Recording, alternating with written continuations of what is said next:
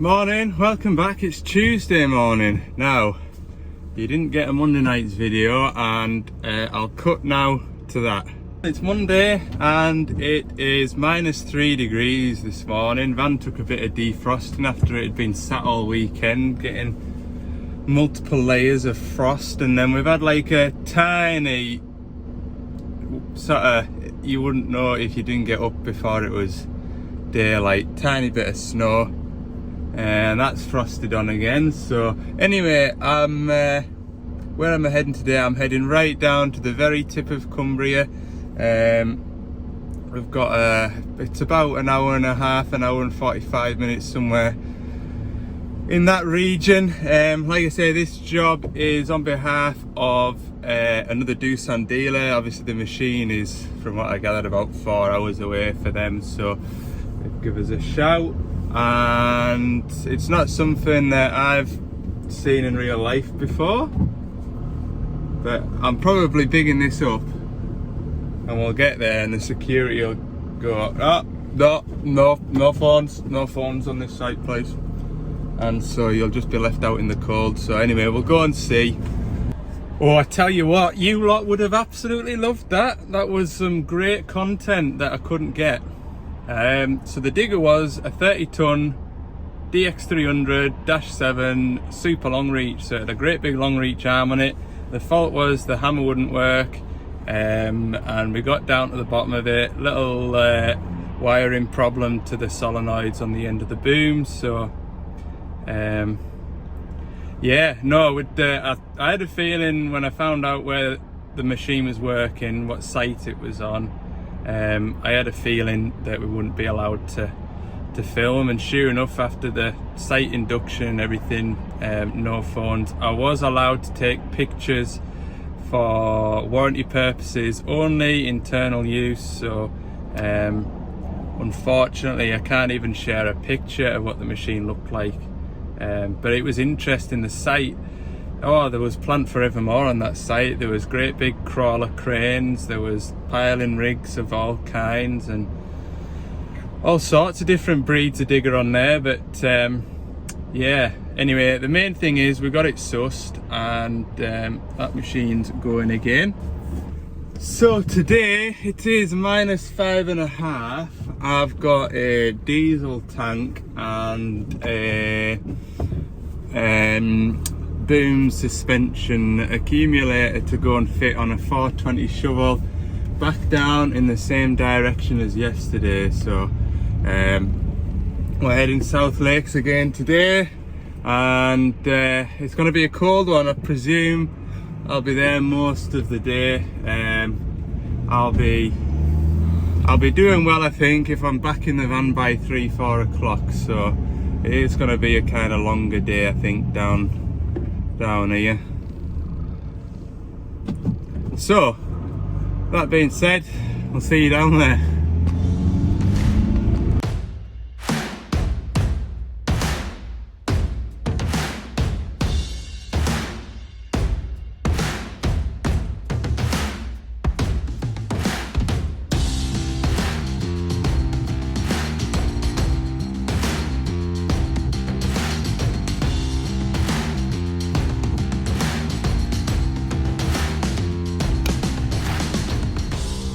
Well, today isn't going to plan, is it?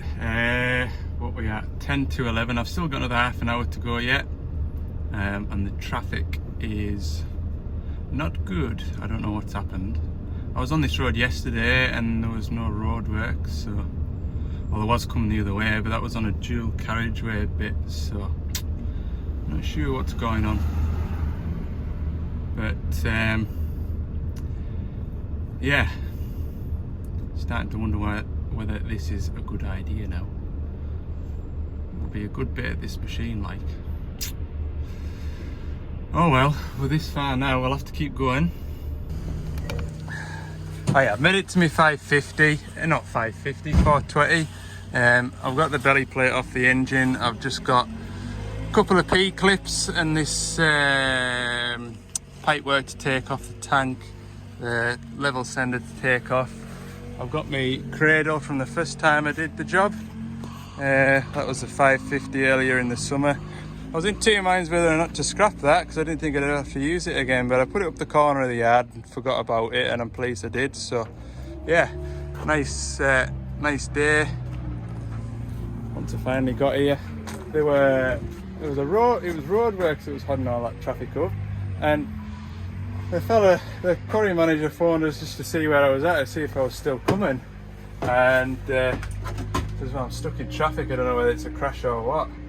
And I said to him, I said, if it's roadworks, I can guarantee you they'll have the road closed, but there'll be nobody on it. I was right, like, there was one fella sat in a van turning the traffic lights on and off, and they had all road dug up.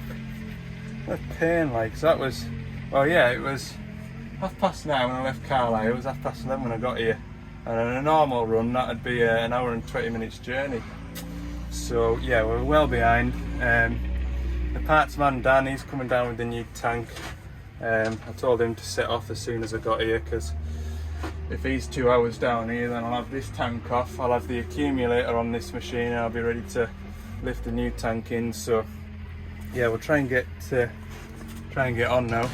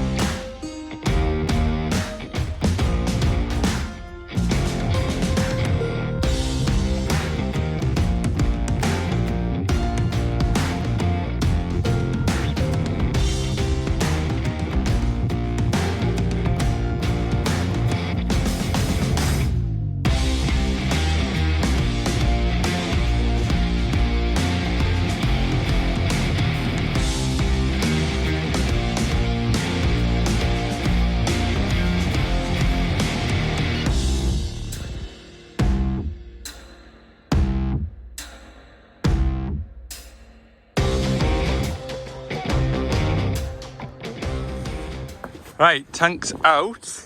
I've taken a lot of the stuff off it. Now that red light, fuel light, was on red and it was flashing.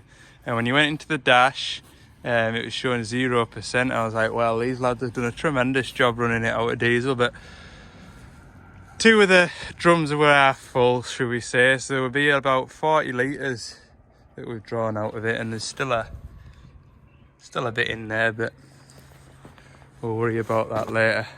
I reckon my parts van will be about half an hour away, because I phoned him when I got here and it's 1 o'clock now, so I reckon 1:30 he'll turn up. I'm just going to make a start pulling this boom suspension accumulator out, which is not too bad on this one. It's here. The worst bit is getting at the pipe. There's only one pipe going into it, so I'll get that, get it ratcheted off. But yeah, job's going well. What a day it is like, and the view over the lakes from up here is tremendous today. Look, can't beat it. Can't beat it. And although it looks cold, it's probably warmer than it was yesterday, although you won't have seen yesterday. I was in the shade a lot, and just getting out the van, my finger ends were falling off, like. But yeah, I'll grab a sandwich anyway, and then I'll gear up to taking this accumulator out. So the accumulator's out. This is what it looks like. I've shown you this before, but for those that haven't seen it before, this is what the boom suspension looks like on a shovel. About halfway down the middle of here, you'll have a diaphragm with a spring behind it, and this area here will be charged with the nitrogen gas, and the oil comes in here, and as the loader arm goes up and down, or the force of the loader arm goes up and down, the oil is pushed into here. Oil won't compress, but the gas does, so that's what gives you that sort of spring-like motion. But what happens is the diaphragm can split and it lets the gas out, and it just fills this whole chamber with oil, and you've got no suspension.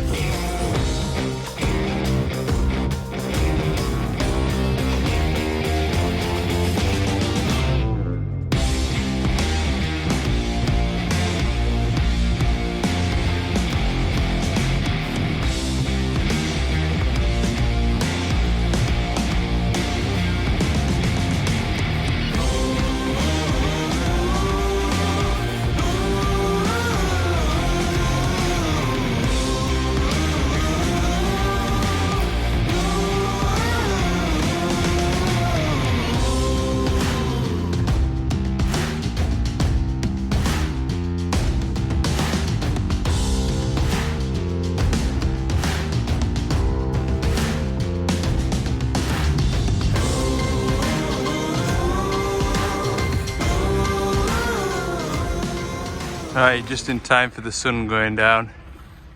Fuel tank fitted, nice and new. We're just going to fill up with diesel in a minute. Can't remember if I showed you or not, but I've put the accumulator, and you'll see it better from this side. Accumulator fitted. Happy days. Right, I'm just about to start it, but the camera really doesn't do it justice. That is well nice.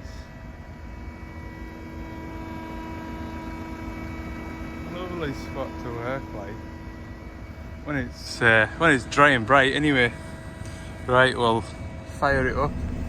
Right, that's it then. That shovel's been for a run around the yard. Everything's good with that. The boom suspension works, and the diesel tank doesn't leak anymore, so you can't do any more than that. Time is quarter past 4. If I've got that traffic to sit in, it's probably going to be 6:15 when I get back, but hopefully it ain't too bad. So yeah, I'll leave it at that for today. I'll wrap this one up into a video and put it on tonight, and then tomorrow I'm away over to the northeast for a couple of jobs out that way. And then what does that mean? It's Tuesday today, that's Wednesday, so Thursday I'll probably have another loading show, that 420-3 that we looked at last week for the transmission overheating. That thermostat valve is in stock and it wants a 500-hour service. Although I'll change the transmission oil while I'm on with that, because I'm probably going to lose best part of it anyway when I take those pipes off. Yeah, that's what it's looking like at the moment, and we'll go from there after that. So thanks very much for watching, and yeah, keep the comments coming.